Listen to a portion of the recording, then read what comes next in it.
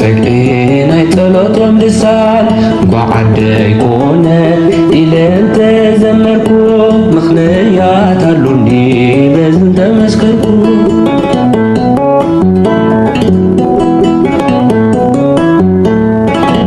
ክርስቶስ ተንሥአ እሙታን በአብይ ኃይሎ ስልጣን አሰሮ ለሰይጣን አግዓዞ ለአዳም ሰላም እምዝየሰ ኮነ ፍስሐ ወሰላም።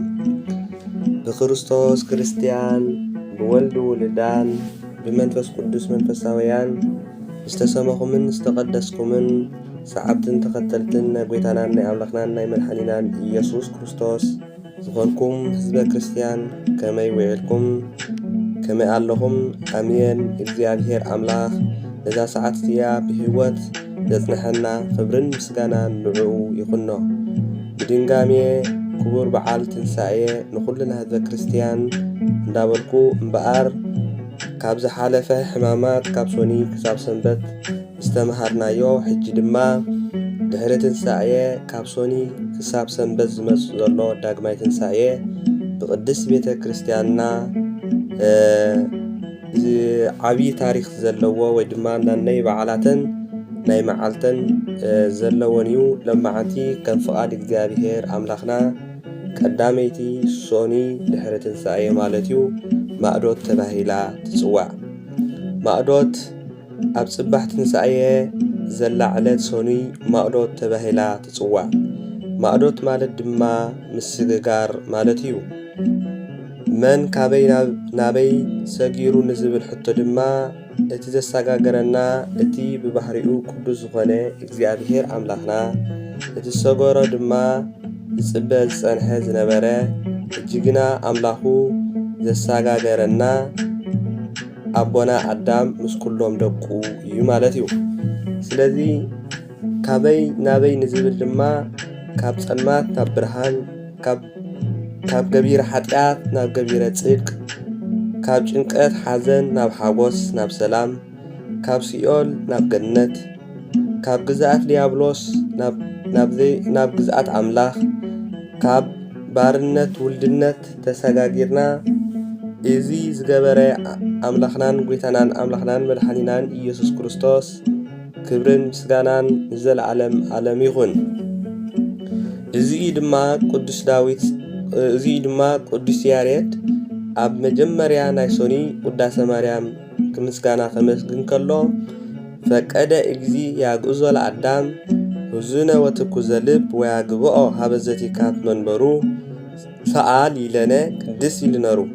እዚ ድማ ትርጉሙ ጐይታን ኣዳም ሓዚኑን ተኪዙን ልቡን ርእዩ ናብ ናይ ቀደም መንበሩ ክመልሶ ፈቀደ ይብለና ማለት እዩ። ስለዚ ብሓቂ ንእግዚአብሔር ኣምላኽና ክብርን ምስጋናን ንዕኡ ይኹኖ።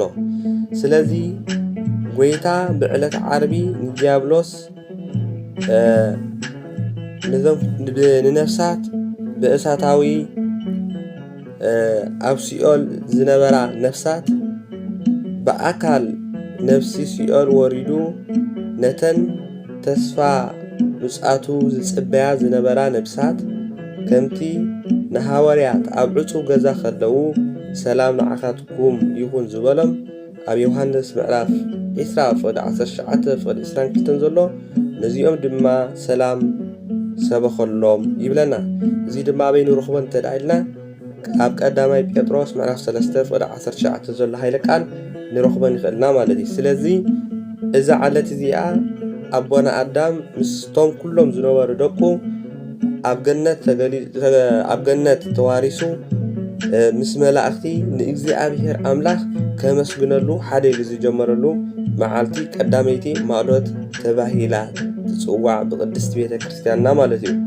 ስለዚ እግዚአብሔር ኣምላኽ ድማ ከምቲ ኣቱም ኩልኹም እቲ ጽዕሩ ጸር ዝኸበረኩም ናባይ ንዑ ኣነ ክዕረፍወኩም እየ ከም ዝብለና ወንጌለ ማቴዎስ ኣብ ምዕራፍ 11:28 ዘሎ ኢሉ ግን ነቲ ጥዑም ድምፁ ከይንሰምዕ ነቲ ግሩም መልክዑ ከይንርኢ ኃጢአትና ዓጊትና ከም ዝብል ኣብ ትንቢተ ኢሳይያስ ምዕራፍ 59:1-5 ዘሎ ናብ ዘለዎ ከይንበጽሕ እውን ኃጢአትና ከቢድና ከምቲ ኣብ ትንቢት ኢሳያስ ከምኡ ደጊሙ ዘሎ ምዕራፍ 53:3-12 ስለዚ ንዓይን ንዓኻትኩምን ግን ጎይታናን ኣምላኽናን መድሓኒናን ኢየሱስ ክርስቶስ እንሆ ኣብ መስቀል ውዒሉ ኩሉ እቲ ዝግበር ክፍጽሞ ዝግባእ ፈጺሙ ተፈጸመ ብዝበለሉ ሰዓት ኩለን ነፍሳት ኩሉ ለወዲ ክርስቶስ እንታይ ዝረኸበሉ ማለት እዩ ናጽነትን ወይ ድማ ዝኣወጀሉ ብርሃን ዝረኸበሉ ቅንያት እዩ ማለት እዩ። ስለዚ ግን እግዚአብሔር ፍቕሪ እዩ እሞ ፍቕሩ ገለጸልና። እግዚአብሔር ኣምላኽ እንታይ ፍቕሪ እዩ፣ ፍቕሩ ድማ እንታይ ገበረና ገለጸልና። ከምቲ ዝብል ኣብ ቀዳማይ ዮሐንስ ምዕራፍ 4:8 ካብ ሰማይ ናብ ምድሪ ወረደ ይብለና። ኣብ ዮሐንስ ምዕራፍ 3:13 ዘሎ ንዓይን ንዓኻትኩምን ዕዳና ክድምስስ ሓጢኣትና ክድምስስ ካብ ሰማይ እንታይ ገበረ ናብ ምድሪ እውን ወረደ። ነቲ ምስ ኣምላኽ ዘለዎ ማዕርነት ኣይሓደግን ኢሉ ከይተኸራኸረ ባርያ ምድራዊ ዝኾነ ናይ ስጋዊ ስጋ ለቢሱ ኮነ ኣለ ክሳብ ሞት ክሳብ መስቀል እውን ተኣዘዘ ይብለና ማለት። ስለዚ ኣብ ፊልጵስዩስ ምዕራፍ 2:1-8 ዘሎ ማለት እዩ። ስለዚ እዚ ዝገበረ ልዑል እግዚአብሔር ኣምላኽና ብሓቂ ክብርን ምስጋናን ንዑ ይኹኖ። ስለዚ በዚ ድማ ደቂ ሰባት ፍቕሪ ናይ ኣምላኽ በዚ ክትምኖ በዚ ክትውስኖ ዘይከኣል ነገር ግን ንዓይን ንዓኻትኩምን ኣብ ዓርቢ ምሸት ዓርቢ ስቕለት ዝተኸፍለ ዋጋ ተዓዲግና ብክቡር ደሙ ተሓቲምና ብቅዱስ ስግኡ በሊዕና ሰቲና ንዘለዓለም ኣብ ቅድስት ቤተ ክርስቲያንና ክነመስግንን ንኣምላኽና ክንውድስን ይግባእ ማለት እዩ። ስለዚ ሎሚ ጎይታ ነቲ ዝጠፍአ በጊዑ ረኺቡ ሓንጊሩ ናብ ቤቱ ዝወሰደላ ንሱ ኣብ ቤቱ ዘለዉ ኩሎም ጎራብቲ ዝተሓጎስሉ ኩሎም እተን ኣብ ነፍሳት ዝነበራ ኣብ ሲኦል ወፂአን ምስ ኣቦና ኣዳም ኩለን ዝተሓጎሳሉ ክብርቲ ዕለት እያ። ኣዳም ኣብ ሕብረት መላእኽቲ ዝተገለጸላ እያ። ከምቲ ሉቃስ ምዕራፍ 15 ካብ 1-7 ዘሎ ሎሚ ማዕዶት እዩ። ካብ ሓጢኣት ናብ ጽድቂ፣ ካብ ሲኦል ናብ ገነት፣ ካብ ባርነት ናብ ሓድነት ዝተሰጋገርናሉ ዕለት እዩ። ምስ እግዚአብሔር ኣምላኽ ሓድነት ብደሙ ገይሩ ዓሪቑ ዝተሰጋገርናሉ ወይ ድማ ዝሓበርናሉ እዩ ማለት እዩ። ስለዚ ሎሚ ናብ ሓጢኣት ናብ ባርነት ናብ ሲኦል እንተተመላለስና ዳግማይ ስለ ሓጢኣትና ዝጽዋዕ ሓደ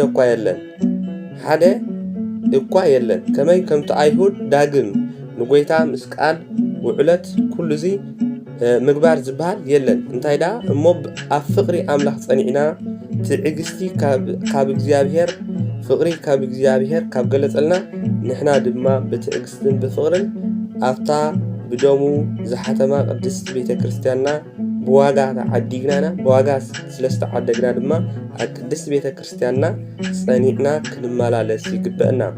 እዚ ትንሳኤ እዚ ንዓና ካብ ሓጢኣት ተንሲእና ካብ ዝተፈላለየ ነገር ናይ መንፈሳዊ ድኽመት ተንሲእና ካብ ቀቢጸ ተስፋ ተስኢና እዚ ንትፈሳሕ ወንተሃሰይ ባትስ መገብረ ዛት እግዚአብሔር ዝበሎ ቅዱስ ዳዊት ብስብከቱ እዚ ዕለት እዚ ንሕና ናብ እግዚአብሔር ኣምላኽ ከይዳ እነመስግነሉን ምስ ከም መላእኽቲ ንእግዚአብሔር ዘመስግንዎ ኣነ ንስኻትኩም ድማ ካብ ሓጢኣት ተባራቢርና ኣብ ቅድስት ቤተ ክርስቲያንና ከይድና ብግቡእ ተማሂርና ፈሊጥና እግዚአብሔር ኣምላኽ ድማ ኣብ ፍቕሩ ጸኒዕና ክንነብር እግዚአብሔር ኣምላኽ ይሓግዘና። ስለዚ ድሕሪ ትንሳኤ እዛ ቀዳመይቲ ሶኒ ማዕዶት ተባሂላ ትጽዋዕ። ኣብ ዝቕጽል ድማ ናይ ሶሉስ ከም ፋድ እግዚአብሔር ኣምላኽ ክምህረናን ክግስጸናን እዩ። ነዛ ዕለት እዚኣ ግን ክምህረናን ክግስጸናን ስለ ዝጸንሐ ክብርን ምስጋናን ንዑ ይኹኖ። ስብሐት ለእግዚአብሔር ልዑል ወለወላዲት ድንግል ወለመስቀሉ ክቡር ይትአኮት ወይሰብሐ ስሙ ለእግዚአብሔር አምላክነ ወትረ በኩሉ ጊዜ ወበኩሉ ሰዓት አሜን።